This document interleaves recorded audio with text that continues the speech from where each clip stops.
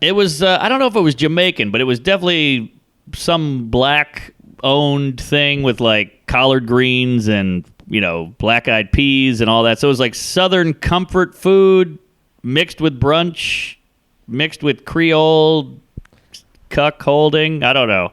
They got a mac and cheese situation? What are we talking here? I got the mac and cheese. Okay, all right. Now we're talking. I like mac and cheese. I like cuckolding. I like blacks. So that sounds okay. I could get through with that. It was great. We had a great time.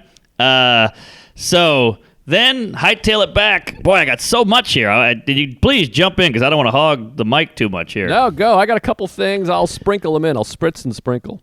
All right. So the next night I'm back in the Big Apple, and this kid, Sean Malia, I don't know if you saw, he did a shoot for me in Jersey where he posted me trying new jokes called Joke Tweaking in Jersey. He's a 21-year-old piece of nothing. And this kid is so motivated, and he said, you want to do my podcast? I said, sure. I go meet up on 60th and 1st, right by Bloomingdale's. He's got his own studio. It's all jacked out with cameras and lights, and it's like there's like 10 kids there smoking weed. They're all 21 years old. These youngsters, man, they got it figured out. Wow. I mean, that sounds amazing to me. I don't know how all these whippersnappers have all these setups. I lament the fact, I remember back in 2009, Nick DiPaolo was opening for him. He had this web guy, Mike Baker, who was like this super web guy, and he's like, you can't afford me, but I think you're the future of comedy, and I want to help you.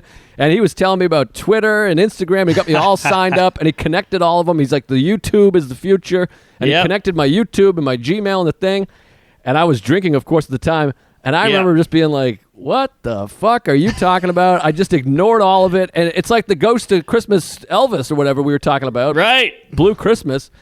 I wish I could go back. I had a guy telling me, giving me the secrets, giving me the passwords. I did nothing with any of it.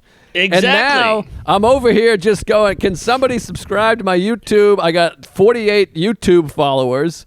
And Twitter I didn't use for 5 years. I literally I had one tweet that said, trying to figure this out.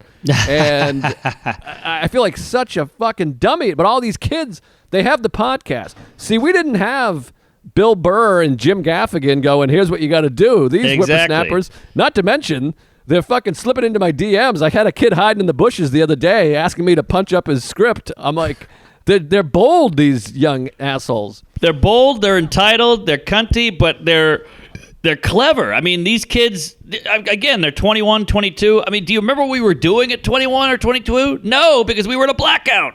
I was scaling some building that had scaffolding with my pants down so I could strategically shit in my friend's cup from 2 floors up. That's what I was doing when I was 21.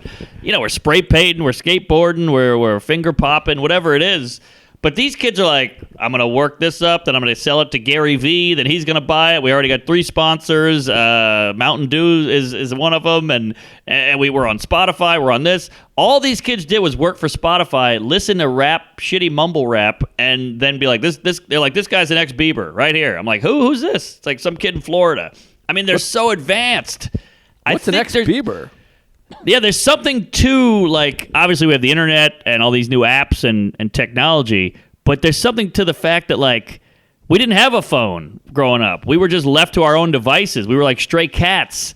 And these kids are so tuned up and dialed into to society that they can just accomplish way more. Hey, that's funny. We were left without our own devices. Aha!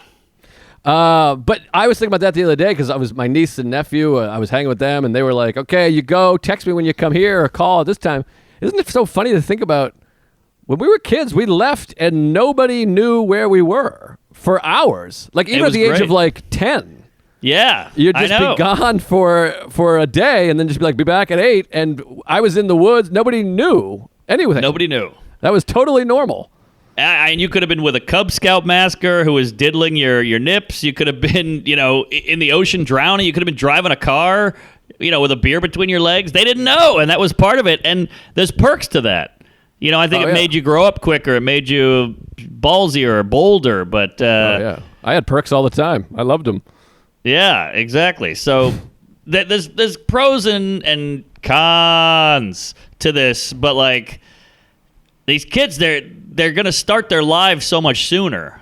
I didn't start my life till 26 or whatever. I moved to New York and got things going. But these kids started 17 and they already got like a production company. They got a podcast. They got a porno channel. They got an app. It's pretty amazing. But that's the ones that use it right. Because some of the kids, Right. all the numbers are going down of sex. People are having sex later, getting their True. license later. They're doing less because they're all fucked up. And suicide is like through the roof. Through the roof. Autism is through the roof. Anxiety and pill addiction is through the roof. So yeah, there's with every good thing comes Bill Cosby also. Through the roofies. Hey, speaking of which, some of these kids are probably out there smoking things. And this episode of Tuesdays with Stories is brought to you by Lucy Nicotine Gum. Ooh, you're gonna need it, kids. The Lucy Nicotine Gum. Sorry for laughing. Sometimes things just strike me funny.